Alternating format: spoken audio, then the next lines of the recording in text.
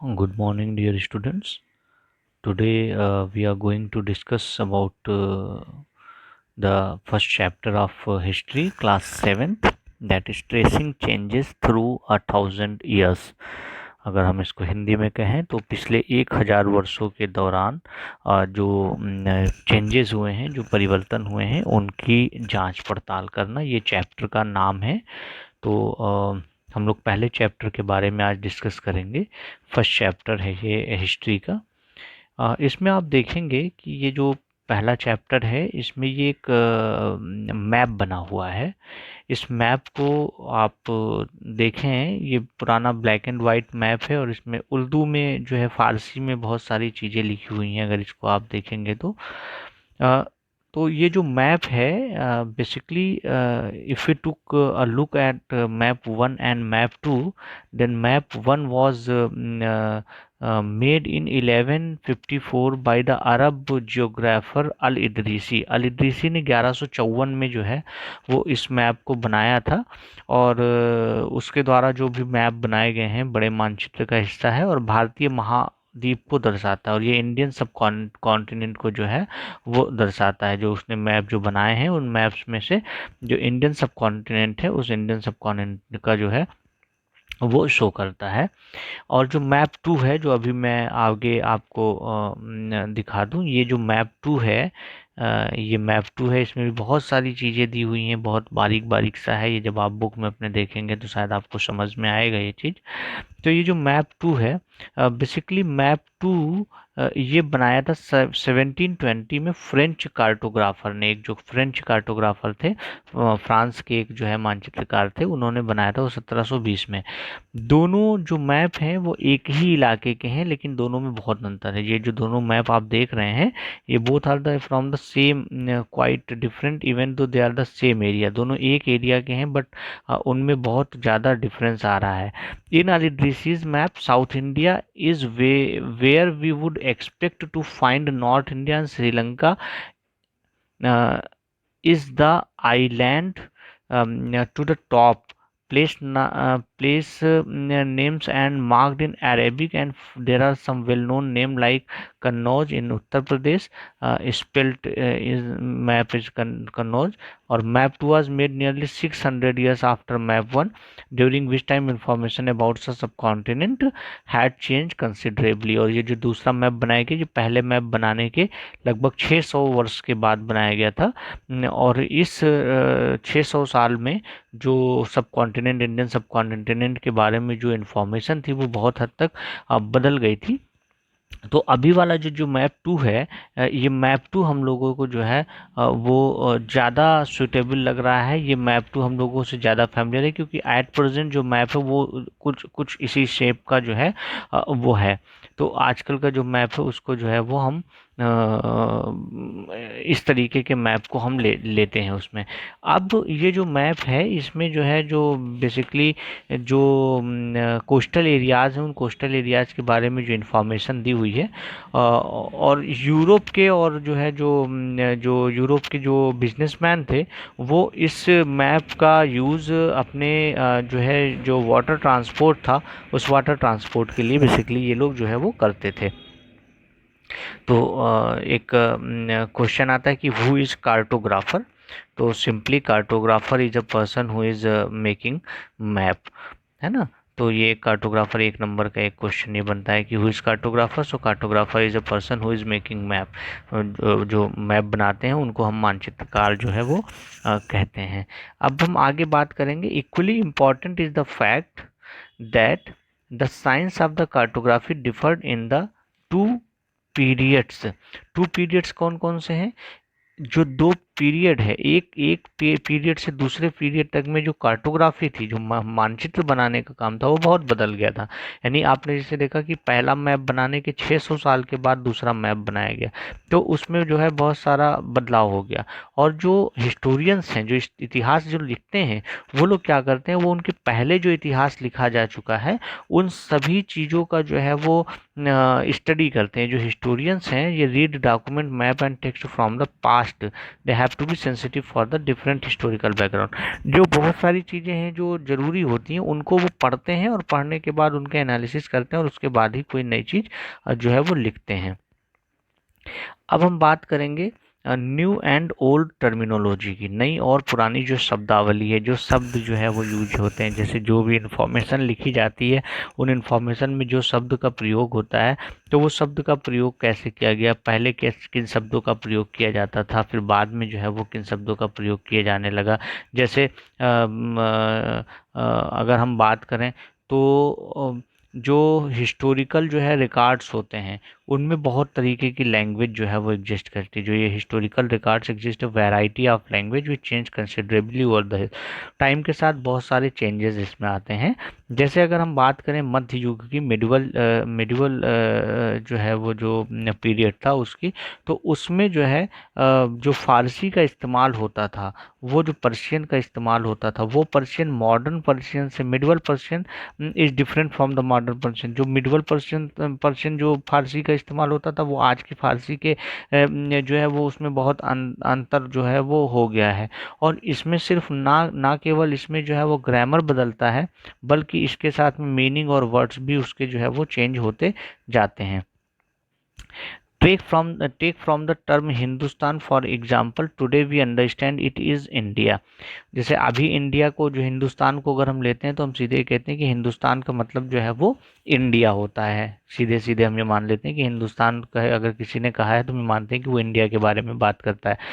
But 13th century में जब मिनहाज ए सिराज जो है, ये 13th सेंचुरी में जब मिनहाज ए सिराज जो थे, उन्होंने जब फारसी में इसका प्रयोग किया था, जो इतिहासकार थे उन्होंने जब इसका प्रयोग फारसी में किया, तो उस समय इसका मीनिंग जो है वो पंजाब, हरियाणा और गंगा जमुना, ये जो पंजाब हरियाणा और गंगा और यमुना के जो बीच का जो एरिया था, उस एरिया के कंसर्न में उन्होंने हिंदुस्तान शब्द का प्रयोग किया था। लेकिन आज हम हिंदुस्तान शब्द का प्रयोग करेंगे तो उसमें बहुत बदलाव आ जाता है। तो आप देखेंगे कि समय के साथ साथ में जो शब्दों का प्रयोग हुआ है इतिहास में, उन शब्दों के प्रयोग के जो अर्थ हैं, शब्दों के जो अर्थ हैं, उनमें भी जो है वो बदलाव हुआ है। और जो सिराज मिनहाज था, उसने जो है वो जो इसका हिंदुस्तान शब्द का प्रयोग किया था वो पॉलिटिकल सेंस में किया था, और उन इलाकों के लिए किया था जो इलाके दिल्ली सल्तनत जो है, दिल्ली सल्तनत के जो है वो अधीन थे। दिल्ली सल्तनत के अधिकार क्षेत्र में जो इलाके थे उनके लिए उसने जो है वो हिंदुस्तान शब्द का प्रयोग किया था। The areas included in this term shifted with the extent of the sultanate, but the term never included South India by south India. तो ये जो है, जो मिनहाज सिराज ने जो हिंदुस्तान शब्द का प्रयोग किया, इसमें दक्षिण भारत का समावेश कभी भी नहीं हुआ, यानी दक्षिण भारत को कभी भी इंक्लूड नहीं किया गया। सल्तनत बढ़ती गई, दिल्ली की सल्तनत बढ़ती गई, दिल्ली के अधीन क्षेत्र बढ़ते गए, लेकिन कभी भी दिल्ली के अधीन बढ़ते हुए क्षेत्रों में जो हिंदुस्तान शब्द का जो प्रयोग होता था, उसमें कभी भी साउथ इंडिया को जो है वो यूज़, ये जो साउथ इंडिया है इसका यूज़ कभी भी जो है उन्होंने नहीं किया। In the early 16th century, Babur used Hindustan to describe the geography, the fauna and the culture of the inhabitants of the subcontinent।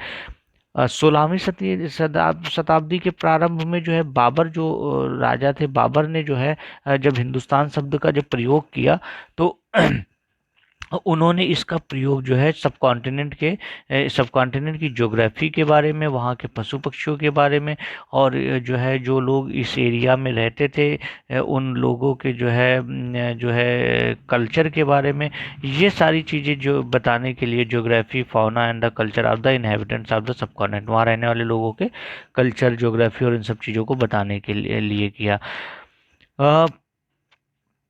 14th century में जो पोएट हुए अमीर खुसरो ने हिंद जो है वो शब्द का प्रयोग किया, और ये अमीर खुसरो ने जो हिंद का प्रयोग किया वो कमोबेश जो है जो पहले हिंदुस्तान का प्रयोग किया गया था वो जो है लगभग एक जैसे ही थे। मगर भारत को जब एक भौगोलिक और सांस्कृतिक जो है वो रूप में देखा जाए, सांस्कृतिक सत्य के रूप में पहचाना जा रहा था, वहाँ हिंदुस्तान शब्द से राजनीतिक और राष्ट्रीय अर्थ से जुड़े थे, जो नहीं जुड़े थे जो आज हम जोड़ते हैं। जैसे आज हम हिंदुस्तान को सीधे सीधे हिंदुस्तान का मतलब इंडिया जोड़ते हैं, बट उस समय ये जो है इंडिया जो है हिंदुस्तान का मतलब जो है इंडिया नहीं होती थी। यानी राष्ट्रीय और उसमें जो है जो पॉलिटिकल जो अर्थ थे वो नहीं जुड़े हुए थे। इसके बाद historians today have to be careful about the terms they use. They meant different thing in the past. Take for example a simple term like foreigner. It is use to mean someone who is not Indian. जैसे आप अगर अभी हम देखें तो ये जो foreigner शब्द का प्रयोग है ये सिंपली हम इसके लिए करते हैं जो व्यक्ति इंडिया के बाहर का होगा। लेकिन जब पहले अगर हम हिस्ट्री में जाएं, अगर हम पहले की हिस्ट्री में देखें तो ये जो फॉरेनर शब्द का प्रयोग है, जो मिडिवल काल में अगर हम फॉरेनर शब्द का देखें तो ये होता था स्ट्रेंजर के लिए यूज होता था। स्ट्रेंजर के लिए मतलब जो अजनबी होता था, जो किसी दूसरे गांव से हो, किसी दूसरे कल्चर से हो, किसी दूसरी सोसाइटी से हो, जरूरी नहीं है कोई इंडिया के बाहर का हो, लेकिन अगर वो किसी दूसरे विलेज से आया है, किसी दूसरे जो है वो सोसाइटी से आया है, या किसी दूसरे कल्चर से आया है, तो भी हम उसको ये मानते थे, उसको हम कहते थे फॉरेनर कहते थे, उसको हम विदेशी कहते थे। तो अब आप देखिए कि जो है हिंदी में उसको परदेशी कहते हैं, फारसी में उसको अजनबी कहा जाता है, अंग्रेजी में अगर हम बात करें तो उसको फॉरेनर कहा जाता है। तो ये जो फॉरेनर का प्रयोग है, अगर हम अतीत में देखें तो फॉरेनर का प्रयोग सिंपली इसलिए होता था कि कोई भी पर्सन जो दूसरे विलेज का है, जिसका कल्चर दूसरा है, जिसकी सिटी दूसरी है, उसको हम जो है वो कह देते थे कि ये जो है वो विदेशी जो है, विदेशी पर्सन है ना। तो ये जो है एक चीज़ आप इसको समझिए कि अंतर जो है समय के साथ साथ में जो शब्दों का जो प्रयोग हुआ है इतिहास में, उस इतिहास के प्रयोग में शब्दों का अर्थ भी समय के साथ साथ जो है वो बदलता चला गया है। इसी तरीके से आप देखिए, but two peasants living in the same village were not foreigners to each other even though may have the different religious और कास्ट बैकग्राउंड। जबकि एक ही गांव में जो है, जब कोई बाहर से आता था तो उसको परदेशी कहते थे। एक ही गांव में रहने वाले जो है दो अलग अलग जाति के धर्म के लोग जो होते थे, अलग अलग परंपराओं से जुड़े होते थे, अलग अलग उनके कल्चर्स होते थे, अलग अलग उनके रिचुअल्स होते थे, बट उनको कभी भी जो है विदेशी नहीं कहा जाता था। तो विदेशी का मतलब ये था कि गांव, अगर कोई गांव है तो उस गांव में जो रहने वाले लोग हैं उसके अलावा बाहर से कोई भी व्यक्ति अगर आता है तो वो उनके लिए फॉरेनर होता था, विदेशी, परदेशी या अजनबी व्यक्ति होता था। तो ये जो है शब्दों का प्रयोग है जो इतिहासकारों ने किया है और जिसका समय के साथ साथ में जो है जिसमें बहुत सारे बदलाव भी आए हैं। अब हम बात करेंगे इतिहासकार और उनके स्रोत के बारे में, हिस्टोरियन एंड देयर सोर्सेज। जो हिस्टोरियंस रहे हैं उन हिस्टोरियंस के जो है वो क्या क्या सोर्सेज रहे हैं। तो जो historians use different type of sources to learn about the past depending upon the period of their study and the nature of their investigation.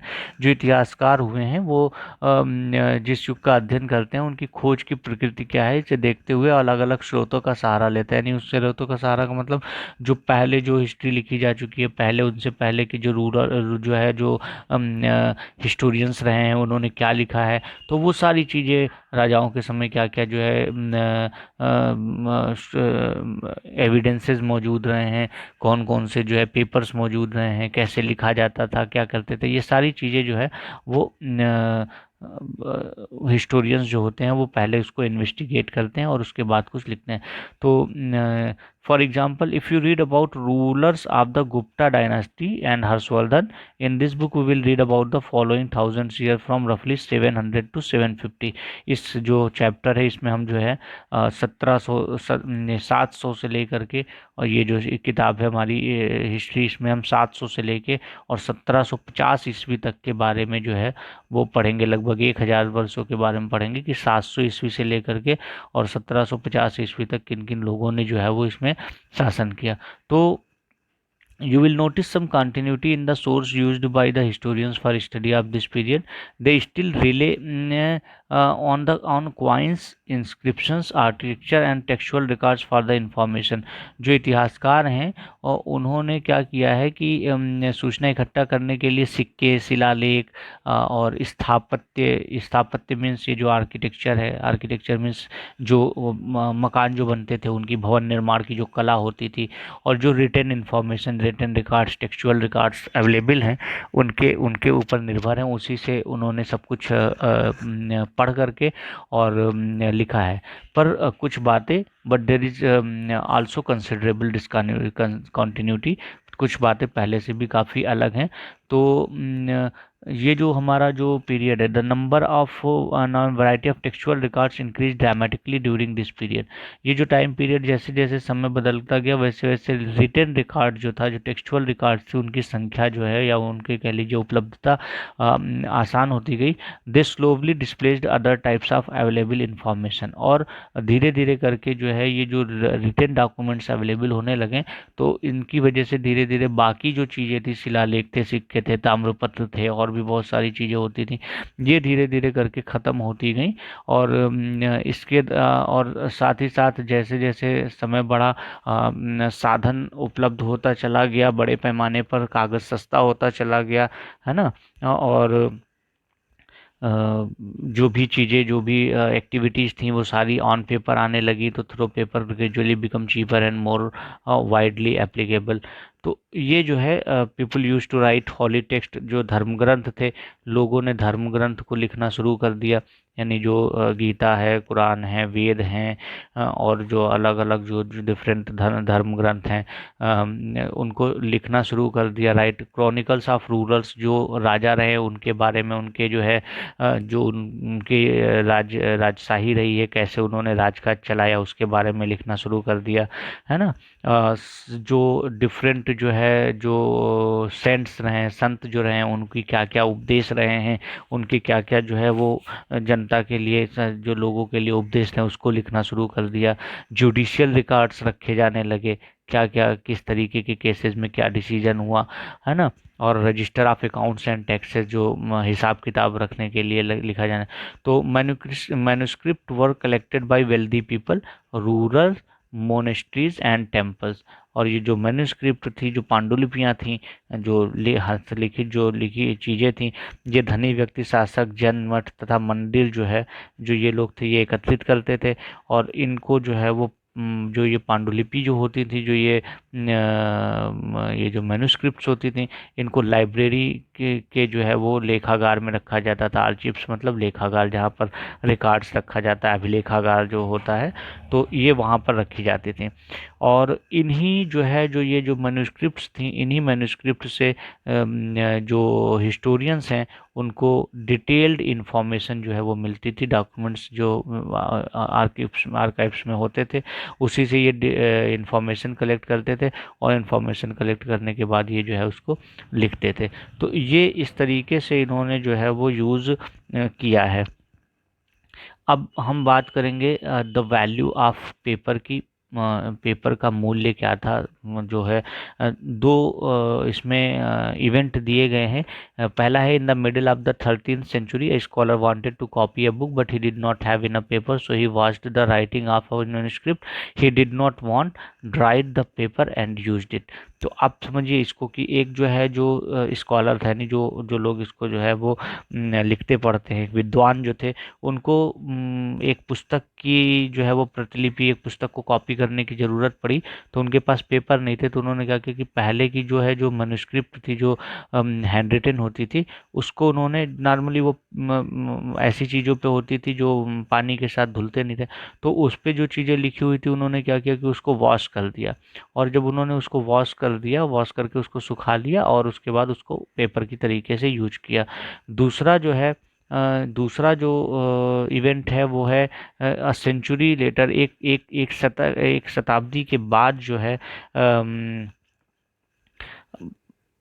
ऐसी स्थिति आ गई कि अगर आप कुछ खरीदते थे तो वो चीज़ें आपको पेपर में लपेट के दी जाती थी। यानी पेपर की जो वैल्यू थी वो एक सदी के अंतर्गत, यानी 13वीं शताब्दी से आप 14वीं शताब्दी में गए, तो इतना सारा जो है वो बदलाव आ गया। यानी 13वीं शताब्दी में स्थिति ये थी कि पेपर उपलब्ध नहीं थे, 14वीं शताब्दी में ये हो गया कि जो है पेपर अवेलेबल हो गए। तो 13th सेंचुरी में पेपर जो है वो नहीं मिलता था, 14th सेंचुरी में जो है वो पेपर मिलने लगा, ईजी हो गया पेपर। ये आर्काइव्स क्या होते हैं? आर्काइव्स क्या होते हैं? Simply a place where documents and manuscript are stored. Today all national and state government have archives where they keep all the old official records and transaction. अभी सभी गवर्नमेंट ऑफिसेज में और सभी जो है जो भी चीज़ें हैं उनमें अभिलेखागार होते हैं, जहाँ पर पुराने जो है जो रिकॉर्ड्स हैं उनको रखा जाता है। अब तो धीरे धीरे डिजिटलाइजेशन आने की वजह से जो भी रिकॉर्ड्स थे उनको ऑनलाइन किया जा रहा है। यानी सभी रिकॉर्ड्स को स्कैन करके उसकी ऑनलाइन कॉपी बना करके और उसको ऑनलाइन जो है वो रिकॉर्ड्स उसके बनाए जा रहे हैं। तो ये जो है है। इसके बाद हम बात करेंगे कि उस समय जो है, जब हम बात कर रहे हैं 13वीं 14वीं शताब्दी की, तो 13वीं शताब्दी उस समय जो है छापे खाने थे नहीं। छापे खाने means printing press. So there was no printing press in those days, so prescribed copies manuscript by hand. तो जो कुछ भी होता था वो सारी चीज़ें जो है वो जो नकल नवीस जो होते थे वो जो है वो हैंड रिटन रखते थे, हाथ से उसको लिख करके जो है वो रखा जाता था। जैसे आपने जो है इसमें एग्जांपल दिया हुआ है कि if you ever copied a friends homework you would know that this is not a simple exercise. अगर आपने कॉपी किया है किसी फ्रेंड के होमवर्क की, तो आप जानते हैं कि ये काम आसान नहीं है। कभी आपको लिखावट समझ में नहीं आती है, कभी आपको जो है वो गेस करना पड़ता है कि आपके फ्रेंड ने क्या लिखा होगा। तो ये सारी जो कंडीशंस हैं, ये एट दैट टाइम ये सारी कंडीशंस आती थी कि जो मैन्युस्क्रिप्ट्स थी, जो हैंड रिटन चीज़ें थी, उनको जब कॉपी किया जाता था, उनको पढ़ा जाता था, समझ में नहीं आता था कि क्या लिखा है, तो वो उसमें फिर वो गेस करते थे कि अच्छा ये चीज़ लिखी हो सकती है ना।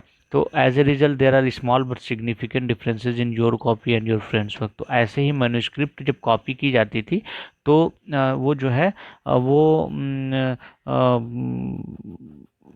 छोटे मोटे जो है वो फेरबदल हो जाते थे दोनों में। कहीं कोई शब्द बदल जाता था, कहीं पर जो है वो कोई वाक्य बदल जाता था।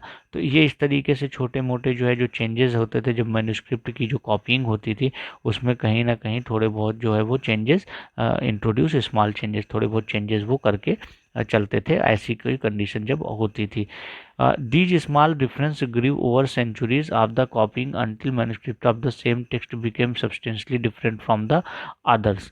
तो ये है कि जब धीरे धीरे से जैसे समय निकलता गया तो एक बहुत बड़ी समस्या ये आ गई, क्योंकि जो उस समय जो भी लिखा गया, धीरे धीरे धीरे धीरे थोड़ा थोड़ा बदलाव करते, थोड़ा थोड़ा बदलाव करते पता ये चला कि बहुत सारा जो है वो बदलाव हो गया है।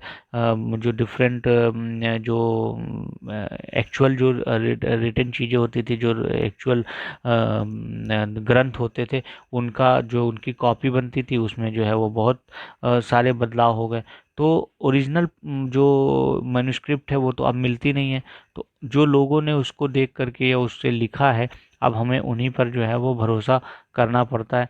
तो इस समय जो डिफरेंस जो मैन्युस्क्रिप्ट्स लोगों के पास होती है, वो पता चला कि बहुत सारी अलग अलग चीज़ें। अब होता क्या है कि कोई हिस्टोरियन है, उसको कुछ लिखना है, तो वो कई सारी मैन्युस्क्रिप्ट की जो है वो स्टडी करता है, उसके बाद ही वो कुछ जो है वो लिख पाता है। क्योंकि उसे देखना पड़ता है कि एक ही चीज़ की जो डिफरेंट डिफरेंट वैरायटी वेरिएंट्स जो है उपलब्ध हैं, उनमें जो है वो क्या क्या चेंजेस हैं।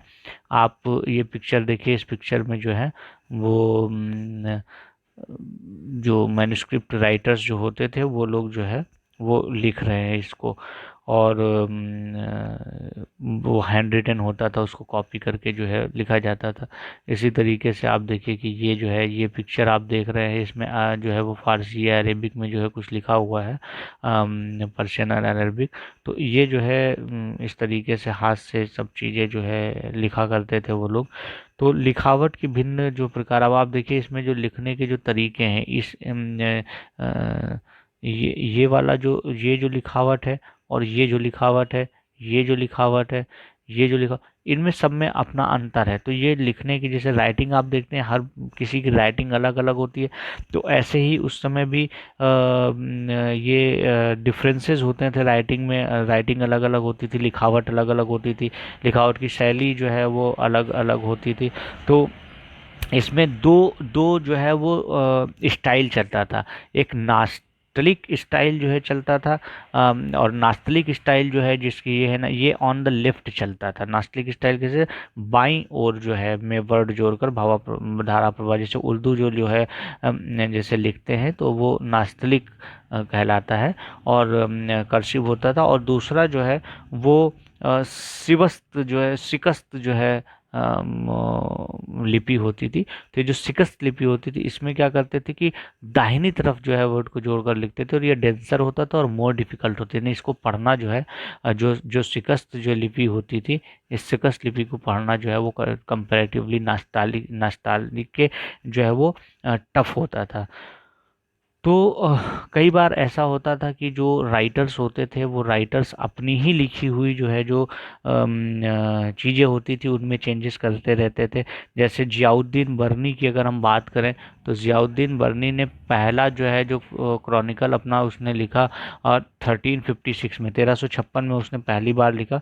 और उसके बाद दूसरी बार उसने 2 वर्ष के बाद उसमें जो है उसको 1358 में उसने फिर से लिखा है, another version of 2 years later. The two differ from each other, but historians did not know about the existence of the first version until 1960। और हुआ ये कि 1356 में जो लिखा गया था उसके बारे में किसी इतिहासकार को 1960 तक कोई जानकारी ही नहीं थी। 1960 के बाद जो है कहीं किसी अभिलेखागार में जो है वो रखा रहा होगा, तो लोगों के सामने वो चीज़ आई कि भाई ये 1356 में ये लिखा गया था, कभी पहले उन्होंने लिखा था। तो वो हिस्टोरियंस के सामने आया, तब ये पता चला कि लोग अपने ही जो है जो राइटिंग होती थी उसमें भी तमाम तरीके के चेंजेस करके रखते थे। तो आज की इस वीडियो में इतना ही। नेक्स्ट जो वीडियो होगी उसमें हम लोग डिस्कस करेंगे new social and political group और इसके आगे की जो चीज़ें हैं। इसमें बस इतना ही। Thank you.